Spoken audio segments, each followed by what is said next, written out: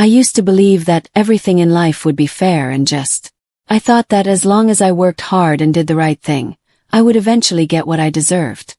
But I was so wrong about how the world actually works. When I walked into the office that morning, carrying my usual coffee and wearing my favorite blazer, I had no idea that today would be the day everything changed forever. The familiar smell of burnt coffee hung in the air, mixed with the faint scent of cleaning supplies from the night shift.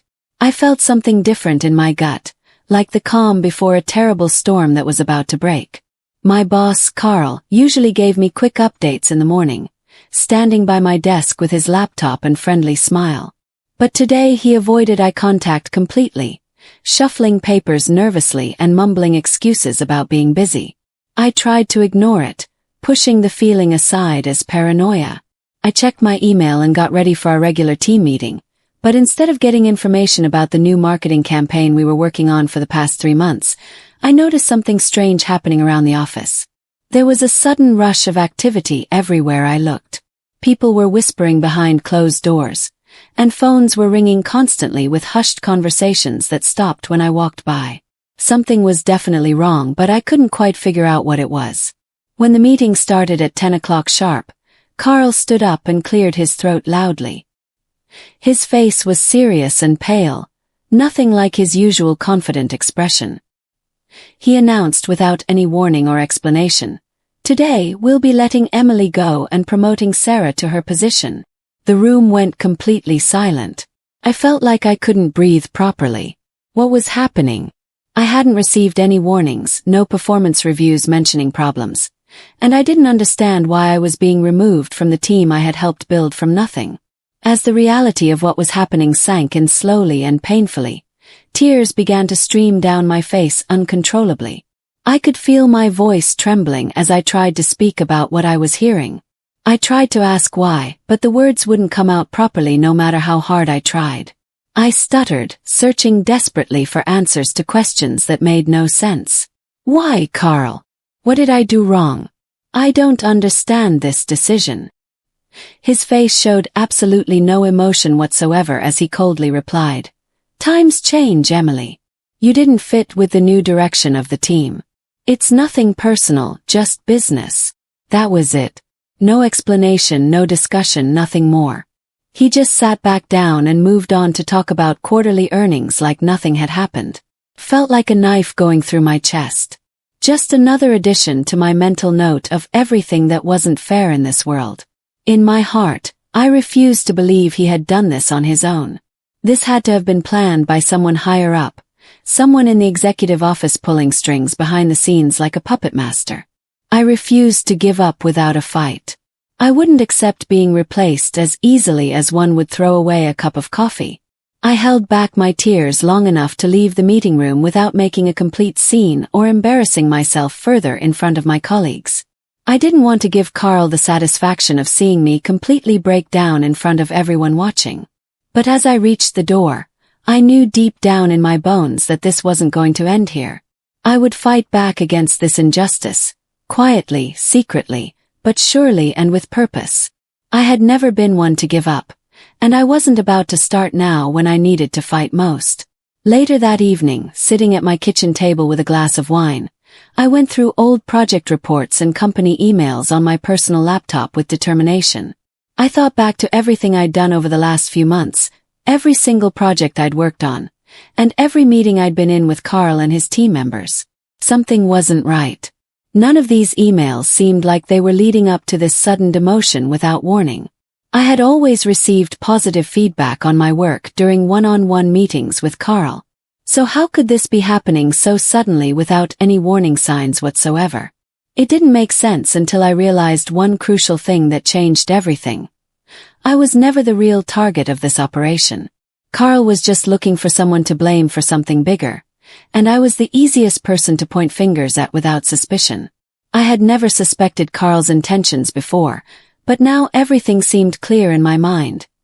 He wanted to cover something up desperately. He couldn't let anyone else figure out what he was doing behind closed doors and in secret meetings with others. So I became the perfect scapegoat for whatever was happening in the darkness and shadows. I tried to make sense of everything by going through old notes and tracking down my interactions with Carl carefully and methodically. It wasn't much at first, but the more I dug deeper, the more clues started to reveal themselves piece by piece like a puzzle coming together. I found inconsistencies in project reports, strange budget allocations that didn't add up, and unusual approval processes that made no sense. I needed to find out why I was chosen for this treatment, and I wasn't going to let him get away with it so easily without a fight. The following days were a blur of searching through old project records and archived emails from months past with careful attention. I continued to work out of my office, trying my best to blend in even though everyone in the company knew about my demotion. I kept my head down, hoping that no one would notice what I was really up to during my downtime and spare hours. But I couldn't help feeling that everyone was either pitying me for my situation or judging me harshly for not fighting back harder during the meeting. I kept looking through the documents I had taken during the meeting, hoping to find something, anything at all, that would help me figure out what was really going on behind the scenes. Eventually, after many late nights of research and investigation, I noticed an interesting detail in one of the reports that stood out. It was a small but significant inconsistency in the budget allocations for the project I had worked on for 3 months straight. It wasn't a big obvious mistake, but it seemed like exactly the sort of thing Carl could use to justify my sudden demotion without raising too many questions from higher management. I started putting things together more carefully, figuring out who had access to the records, how they might use them to their advantage, and if they could be twisted to make me look like the bad guy. The pattern was becoming clearer with each passing day. Someone was moving money around, and they needed a scapegoat fast. I began to document everything I found with precision and care. That night, sitting alone in my apartment with all my notes spread out across the floor, I decided I needed to find a way to expose what was happening without losing my job completely in the process. I knew reporting Carl right away to higher authorities might cause him to turn all the attention on me and destroy my reputation completely. But I also knew I couldn't just sit back and let him take over without doing anything about it at all. I had to find a way to prove my point without making myself an even bigger target for his wrath and revenge. I spent the next few days carefully collecting evidence in secret, making absolutely sure that no one else would notice my activities or suspect what I was doing carefully. I organized my materials in a way that would create a clear and undeniable argument for me when the time was finally right. In the back of my mind, I started to ask myself important questions about whether Carl was really the only one involved in this scheme. Was he the only one with something to hide, or were there others up the chain of command who knew about it? The process felt almost like I was building a criminal case against him, piece by careful piece, word by damning word with precision. There was no turning back now. If Carl was capable of ruining my career like this without hesitation, I had to be ready for whatever came next in this game of survival and justice. The next day, after much deliberation and careful planning, I asked my assistant to set up a private meeting with Carl in his corner office on the top floor. He was standing at his desk, talking on the phone when I walked in without knocking, my heart racing. When I entered, he raised an eyebrow, looking suspicious and irritated by my interruption. "What are you doing here?" he asked sharply. "I'm busy right now." I took a deep breath and tried to keep my voice calm and professional despite my racing heartbeat and shaking hands. "Carl, I need to know why. Why did you want me removed from my job, even though I didn't do anything wrong? I deserve an explanation." Carl laughed, a low, mocking sound that echoed through his office like a terrible joke. "You don't get it, do you?" he said coldly without any remorse. "It wasn't personal, Emily. You were just in the wrong place at the wrong time." His words were a stab directly in my chest. The truth hit me like a punch to the face with force. He wasn't going to give me any real answers, no matter what I said or how I pleaded with him. But I wasn't going to let him think he had beaten me that easily or made me give up completely. I left his office feeling shaken and vulnerable, trying to calm myself down and think clearly about next steps. Carl couldn't hide what he had done, and I was starting to realize that this wasn't just about me anymore. There were others involved in this scheme, people who were as much at risk as I was at this point. After that uncomfortable encounter with Carl in his office, things became clearer in my mind than ever before. I needed someone's help desperately. Someone who could provide information that would support my cause and verify my suspicions. Someone who understood the inner workings of the company from years of experience and observation. I thought of my mentor, Paul, someone I had always trusted completely and confided in during difficult times. He had been in the company for nearly 15 years and knew exactly how things worked in every department and office. I reached out to him through a private chat message on the secure company system, nervous that I might be caught or monitored, but also desperate for his advice and help. I explained carefully what was happening and how I was feeling about the whole situation. Paul listened carefully to everything I said without interrupting me. When I finished my story, he nodded slowly and thoughtfully. "I'll see what I can do," he said mysteriously. "Just be patient and careful. Don't trust anyone else right now." Over the next few days, Paul and I shared information in secret using encrypted messaging apps and careful language. We knew we had to be extremely careful not to give anything away or raise suspicion. He gave me more details about Carl and his suspicious behavior patterns over the years, and it all started to fall into place like a puzzle. Paul had been watching Carl closely for weeks, noticing the small cracks in the wall that Carl had tried hard to keep hidden from everyone. It wasn't long before Paul brought me the most important piece of the puzzle that would change everything forever. It was an email exchange between Carl and someone at HR, discussing the demotion in detail with specifics. But there was something very suspicious about it that jumped out at me immediately. Carl's tone was too casual, like he wasn't discussing a resignation or normal personnel matter, but a deliberate decision made in advance with planning. This was the proof I needed to take real action.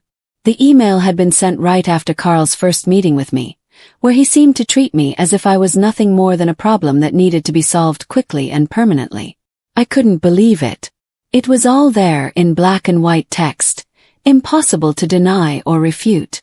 I had the evidence I needed to take action against him finally. I shared it with Paul, and we decided together that now was the time to expose Carl's lies and corruption.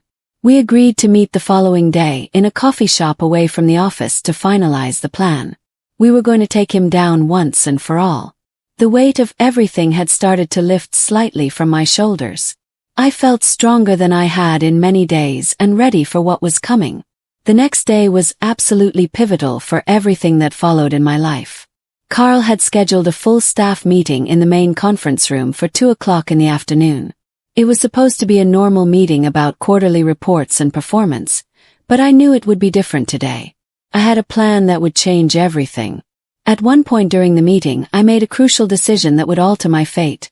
I would show the entire company the video evidence that had started this whole nightmare, the video that would prove Carl was behind my demotion and much more corrupt activity. I waited for the right moment to come, watching Carl talk about company performance and growth metrics. Then I reached out and connected my laptop to the projector with a cable, my hands trembling slightly. I clicked the play button with my heart pounding in my chest, and the room fell into complete silence immediately. The video began to play, showing Carl's face on the screen in full color and clarity. It was crystal clear and undeniable. His voice, his words, every admission, everything was being broadcast across the room to every single person watching in shock. I watched the video as the room fell absolutely silent with tension. Everyone was stunned and confused about what they were seeing. The meeting was over, and Carl was the main focus of attention now. He looked at the video with disbelief in his eyes, but the damage had already been done permanently. The staff began to shift in their seats uncomfortably, unsure of what to do next or how to react to this revelation. After the meeting ended abruptly, Carl was immediately pulled into the HR office by 2 HR representatives who looked grim. Within minutes, the HR director walked out, face serious and stern, and announced to everyone, "Carl has been suspended for investigation, effective immediately. Please return to your stations." The entire team was in shock and disbelief at what had just happened. People were talking rapidly about the video, speculating about what it meant and what Carl had done. And then it was clear to everyone. Carl wasn't coming back. His time at the company was over permanently. I sat back in my chair, letting out a long breath I didn't know I had been holding tightly. I couldn't believe what had just happened right before my eyes in that conference room. I had done it. I had proven Carl wrong about me and everything. It wasn't just about me anymore, though. It was about justice and doing what was right. I didn't want to celebrate yet because I knew things weren't completely finished. Not until it was certain everything was secure, but the relief was overwhelming nonetheless. As I gathered my things to leave the office for the day, I felt a sense of accomplishment wash over me like a wave. No one could ever take this victory from me, no matter what happened next. When I got home that evening, I closed my eyes, finally allowing myself to rest and breathe properly after weeks of tension. The battle was over, but I knew the journey was far from finished. I understood there were still a few more steps I needed to take before I could feel truly at peace with everything. There was one last thing I had to do to make this complete and satisfying. The next morning, I checked my email with coffee in hand and hope in my heart. There was a message waiting for me from a reporter named Marcus. He had heard about what happened at the company and wanted an interview with me about my experience. I hesitated for a long moment, thinking carefully about the implications. Did I really want to talk about it publicly? But then I realized that sharing my story could help others who had been through similar situations. I accepted the interview and told him everything. The next few days were absolutely crazy and overwhelming. The story went viral online, spreading across social media and news websites rapidly. People were talking about it everywhere I looked. As the news spread, Carl's reign of terror was officially over. And for me, it was just the beginning of something completely new and different. In the weeks following the interview with Marcus, things had changed in ways I hadn't expected at all. The attention I received was both thrilling and overwhelming in equal measure. Messages poured in from people all over the world, offering support, encouragement, and their own stories of injustice. I had no idea that my story would touch so many lives and inspire so many people across different continents. At work, the atmosphere felt lighter and more positive than it had in years.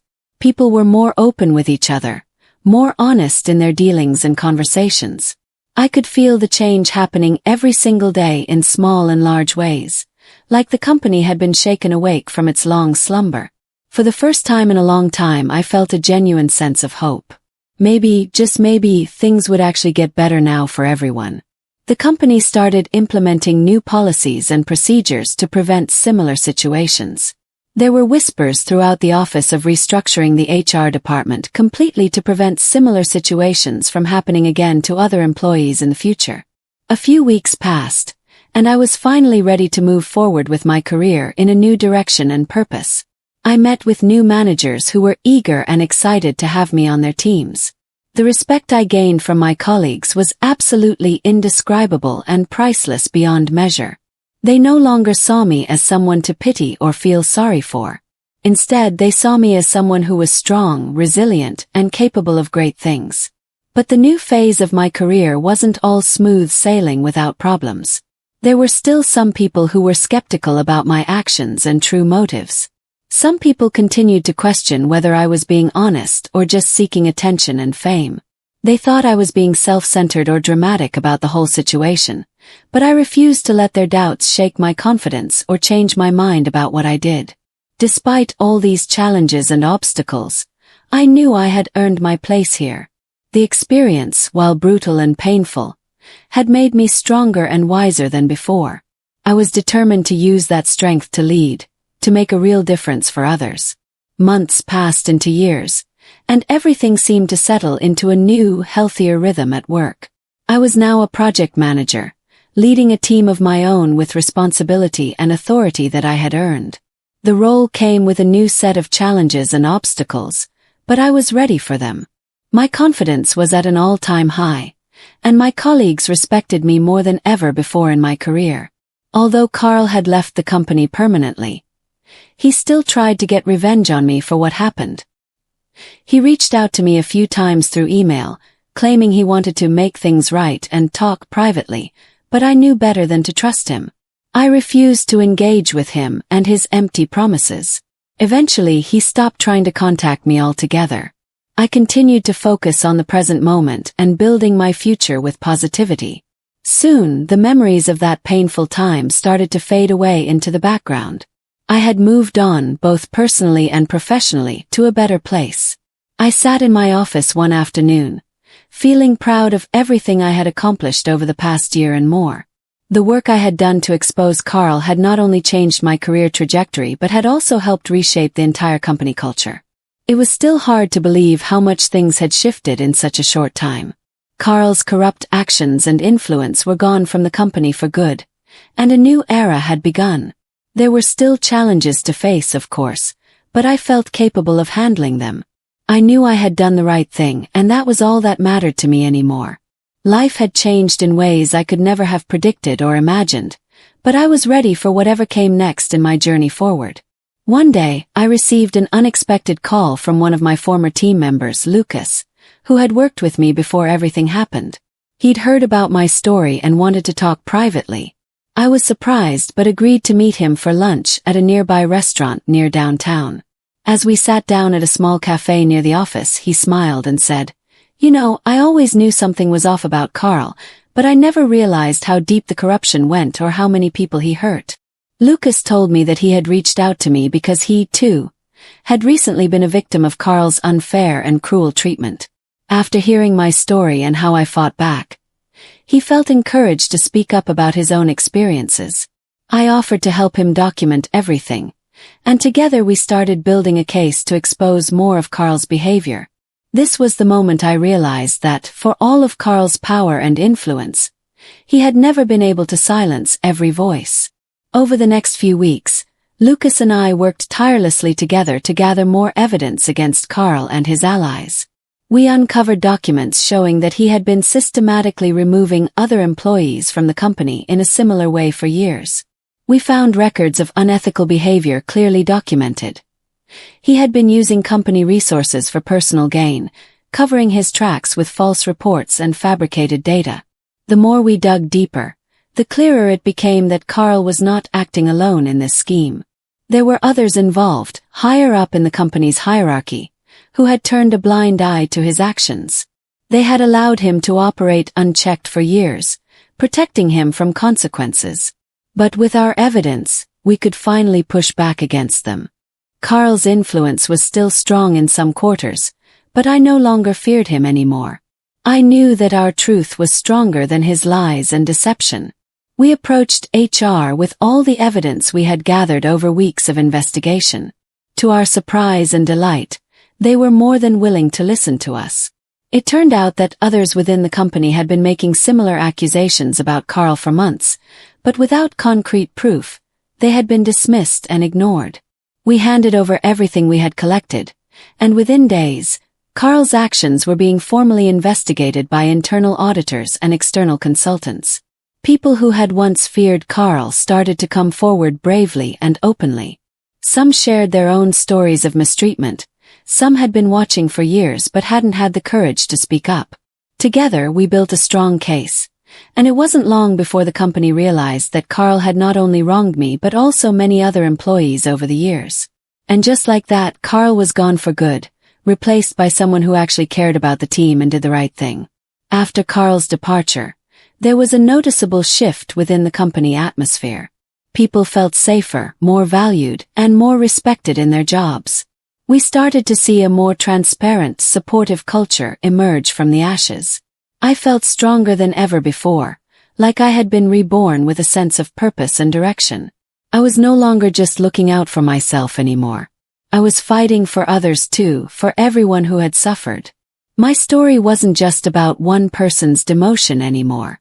It was about standing up for what's right, no matter the personal consequences. I felt I had made a real difference in this world. It was a feeling I had never experienced before, but it was one I would never forget. The company grew and transformed in ways I never imagined possible. New initiatives were put in place to ensure that people like Carl could never hold power again. We became more than just a team working together. We became a family that supported each other through thick and thin. I took on mentorship roles, helping new employees navigate the complexities of our workplace. I was proud to see people grow and develop professionally, knowing that they wouldn't have to face the same challenges I did. It wasn't just about building my career anymore. It was about building something greater than myself. And with every success I achieved, I thought of Carl. But the difference now was that he couldn't control me anymore or hurt me.